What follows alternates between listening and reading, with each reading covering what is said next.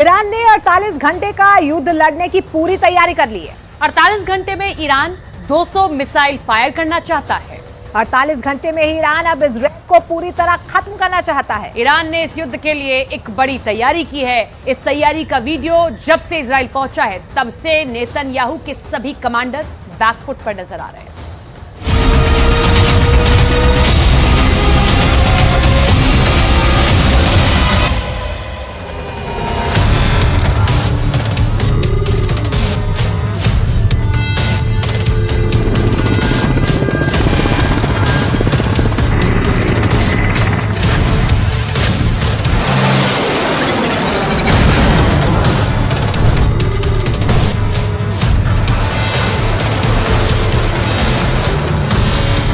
Iran ने फैसला कर दिया है।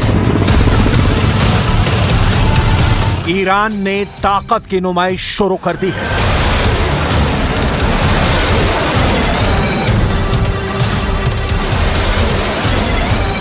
ईरान ने ऐसी फायर पावर दिखानी शुरू कर दी है जिसकी जद में जो आएगा वो मिटा दिया जाएगा।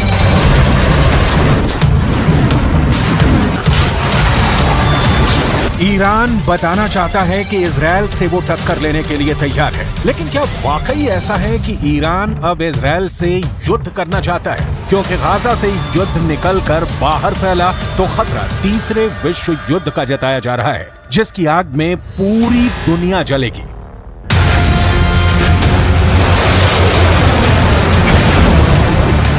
ईरान पर इस वक्त पूरी दुनिया की नजर है। इजराइल से लेकर ब्रिटेन और रूस से लेकर अमेरिका तक सब ईरान के इस फायर पावर पर नजर गड़ाए बैठे हैं, क्योंकि इन धमाकों, इन रॉकेट्स और इन टैंकों के टारगेट पर इस वक्त दो देश हैं। पहला है इजराइल और दूसरा है उसकी मदद करने वाला अमेरिका। इन दोनों देशों से दुश्मनी की सबसे नई वजह इस वक्त गाजा है और वहां हो रही बमबारी।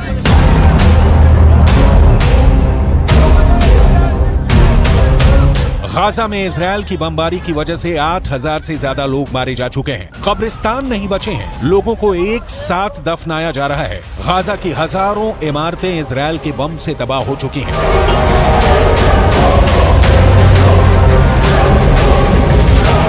गाजा में 21,000 से ज्यादा लोग घायल हैं और गाजा का हर अस्पताल इस वक्त बुरी तरह जख्मी लोगों के इलाज में जुटा हुआ है। इन्हीं तस्वीरों की वजह से इस वक्त पूरे पश्चिम एशिया में गुस्सा है और इजराइल को बहुत बड़ी वार्निंग भी दे दी गई है।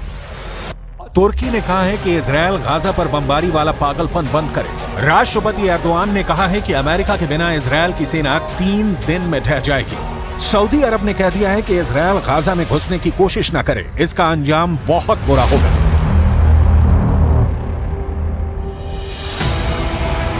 ईरान की तरफ से सबसे सख्त बात कही गई है। राष्ट्रपति रईसी ने ऐलान कर दिया है कि इजराइल की हुकूमत गिरने वाली है। कुल मिलाकर एक बात साफ है कि इजराइल गाजा पर नॉन स्टॉप बमबारी की वजह से पूरे पश्चिम एशिया में घिर चुका है। ईरान और सऊदी अरब की तरफ से तल्ख बातों के बाद अब तुर्की भी इजराइल के खिलाफ उतर चुका है। सवाल है कि क्या ये तीनों देश इजराइल के खिलाफ एक्शन को लेकर वाकई गंभीर हैं या फिर ये सिर्फ एक गीदड़ भभकी है?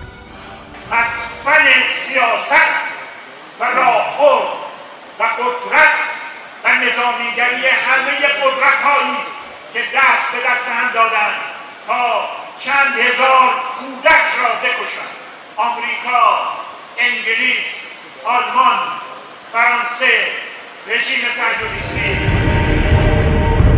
ईरान ने इजराइल और अमेरिका दोनों को डराने के लिए एक बहुत बड़ा युद्धाभ्यास किया है। इस युद्धाभ्यास में ईरान की सेना ने 200 हेलीकॉप्टर का इस्तेमाल किया है। ईरान की IRGC यानी इस्लामिक रिवॉल्यूशनरी गार्ड्स कोर के कमांडो ने इस्फहान के पास अपनी पूरी ताकत दिखाई है। इतने हेलीकॉप्टर एक साथ लॉन्च करने का मतलब युद्ध ही होता है। इसमें ईरान के कोबरा हेलीकॉप्टर भी शामिल हुए, यानी मैसेज साफ है। ईरान बताना चाहता है कि अपनी तरफ बढ़ती सेनाओं के खिलाफ कमांडो ऑपरेशन शुरू करेगा। 200 हेलीकॉप्टर के साथ ईरान अपनी क्विक रिएक्शन फोर्स का प्रदर्शन कर रहा है, क्योंकि अब नए जमाने की युद्ध में तेजी से हुई कार्रवाई ही निर्णायक साबित होती है। एक बड़ी कमांडो टीम को कैसे दुश्मन के इलाके में उतारना है ये भी दिखाया गया। अमेरिका में बने C-130 हरक्युलिस विमान के जरिए कमांडोज को कैसे दुश्मन के इलाके में भेजना है इसकी भी तैयारी दिखाई गई। लेकिन सबसे खतरनाक मैसेज ईरान की ड्रोन पावर है। यूक्रेन में शाहिद ड्रोन की कयामत वाली कार्रवाई के बाद अब ईरान कॉम्बैट ड्रोन में सुपर पावर बन चुका है। ड्रोन से मिसाइल कैसे फायर करनी है, दुश्मन पर कैसे पिन पॉइंट अटैक करना है, ये भी ईरान के इस युद्धाभ्यास में दिखाया गया। इसके बाद बारी आई है टैक्टिकल मिसाइल, यानी छोटी दूरी पर दुश्मन के टुकड़े पर कैसे सटीक हमला करके हाहाकार मचाना है। ईरान इसका भी एक्सपर्ट बन चुका है। ये सब हथियारों को इजराइल के बॉर्डर तक ले जाना ईरान के लिए आसान नहीं, लेकिन एक तरह से ये युद्धाभ्यास करके ईरान अपने दुश्मनों को बता रहा है कि अगर उसे अपनी जमीन पर युद्ध लड़ना पड़ा तो मुंह तोड़ जवाब मिलेगा। वैसे ईरान बार बार कह चुका है कि गाजा में इजराइल का ग्राउंड ऑपरेशन हुआ तो इसका मतलब युद्ध होगा और तब उसे रोकने वाली कोई ताकत नहीं बचेगी। जमीन नुक्ते कुव्वत फिलिस्तीनी हास्त अगर बियायंद तबदील ख़वाहंद। ईरान के तेवर देखकर नेतन्याहू की तरफ से एक ऐसा बयान आया है जिसकी पूरी दुनिया में चर्चा हो रही है। नेतन्याहू ने कहा है कि 7 अक्टूबर को हुए हमास के हमले के पीछे ईरान है। इस बारे में वो पुख्ता तौर पर नहीं कह सकते। देखा जाए तो एक तरह से नेतन्याहू ने ईरान को क्लीन चिट दे दी है। איראן תומכת בחמאס.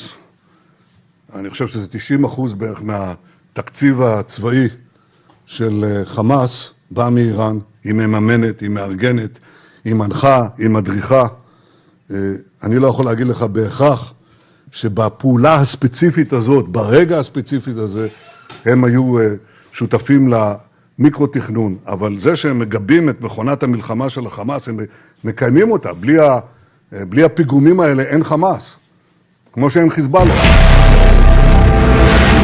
सवाल ये भी उठता है कि ईरान से युद्ध को लेकर क्या इजराइल बैकफुट पर आ चुका है और वो ईरान से ये भी कहना चाहता है कि वो भी गाजा से दूर रहे।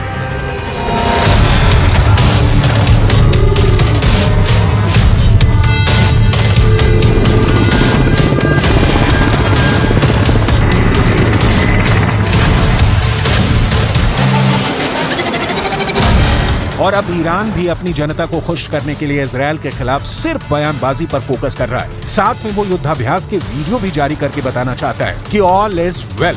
ऐसे में सवाल है कि जब ईरान के लिए ये हथियार इजराइल के बॉर्डर तक पहुंचाना आसान नहीं, तो फिर गाजा को कौन बचाएगा?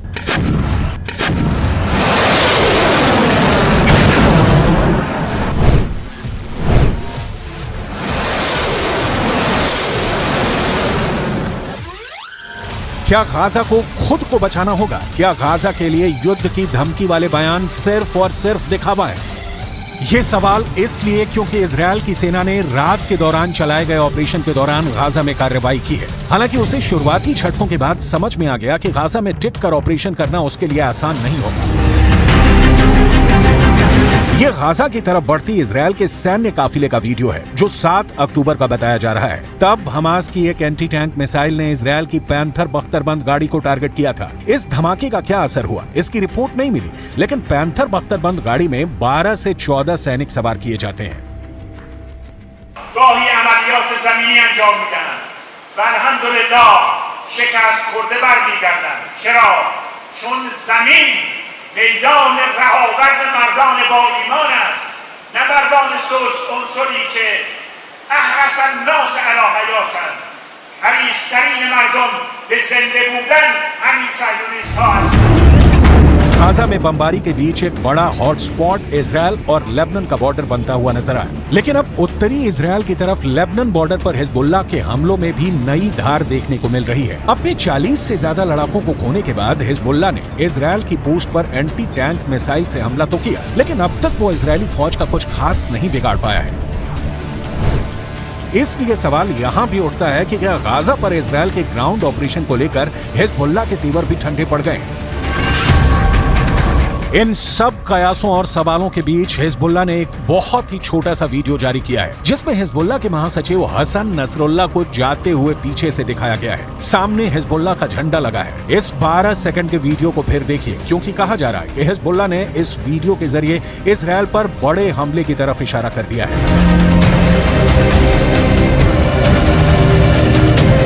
ईरान भी अपनी तैयारी पूरी रखना चाहता है। ईरान ने युद्धाभ्यास में अपने तोपखाने की ताकत भी दिखाई है। ये है ईरान की चलती फिरती तोप, नाम है राद 2।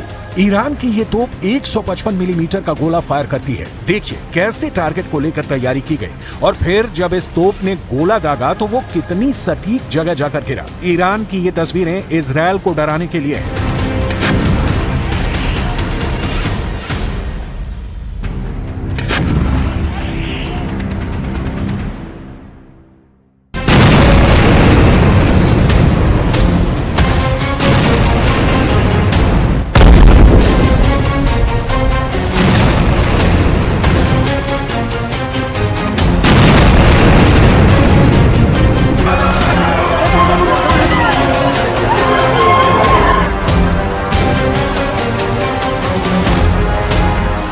क्योंकि गाजा में बड़ी तबाही हो रही है।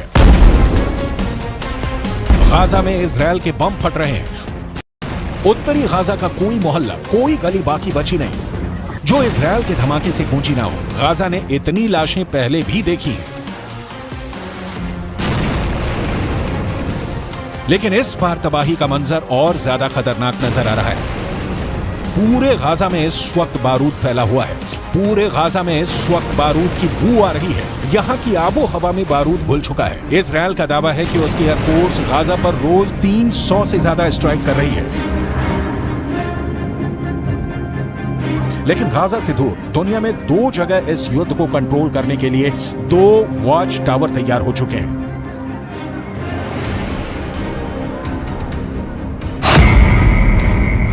एक है भूमध्य सागर, जहां अमेरिका ने समुद्री बेड़े तैयार कर दिए हैं, तो दूसरा है वारस के खाड़ी, जहां चीन ने अपने 6 जंगी जहाज तैनात कर दिए हैं। एक तरफ अमेरिका इजरायल को बचाने पहुंच गया है, तो दूसरी तरफ चीन की तैनाती बताती है कि उसने ईरान को सुरक्षित रखने के लिए अपनी मसल पावर दिखानी शुरू कर दी है।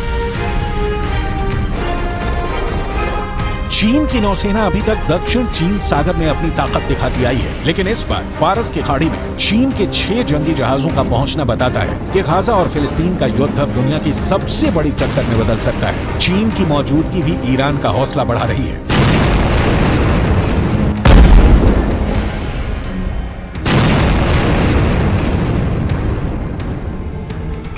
फिलहाल हर जगह ईरान के ऐसे ही वीडियो की चर्चा हो रही है और सब ये जानना चाहते हैं कि ईरान अब गाजा पर बमबारी को लेकर इजरायल के खिलाफ क्या कर सकता है। सबसे बड़ी बात समझने वाली ये है कि ईरान नहीं चाहेगा कि ये युद्ध उसकी जमीन तक पहुंचे और ज्यादा से ज्यादा एक्शन हिजबुल्लाह की तरफ से हो, लेकिन फिर भी उसने अपनी तैयारी पूरी कर ली है, क्योंकि इजरायल पर ईरान का हमला हुआ तो उसे रौंदने के लिए अमेरिका की 40,000 सेना पहले से ही खाड़ी देशों में मौजूद है।